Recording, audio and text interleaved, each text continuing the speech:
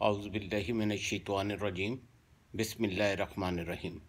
दोस्तों, इस वीडियो पैगाम के ज़रिए मैं आप लोगों से एक दरख्वास्त करना चाह रहा हूँ। पिछले कोई आध घंटा से ये ख़बर जब वायरल हुई है कि वज़ीर आज़म इमरान खान जो हैं उनका कोरोना टेस्ट पॉजिटिव आ गया है, तो लातदाद दोस्त जो हैं वो उनका जो कल वैक्सीनेशन हुई है उसको और उनके कोरोना पॉजिटिव टेस्ट को गुडमुट कर रहे हैं। मेरी तमाम दोस्तों से दरख्वास्त ये है कि पहले हकीकत को जान लें। ये हकीकत है कि कोरोना जब किसी भी इंसान के जिस्म में दाखिल होता है तो उसकी अलामत जो हैं वो 2 से 5 दिन में ज़ाहिर होती हैं।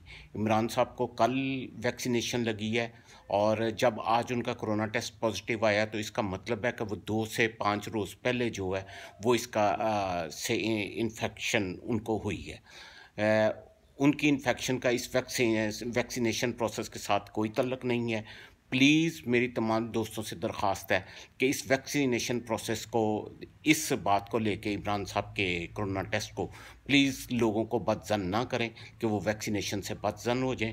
वैक्सीनेशन की एक अपनी अहमियत है और प्लीज़ इसके में मनफी प्रोपेगेंडा से इज्तनाब करें। बहुत मेहरबानी।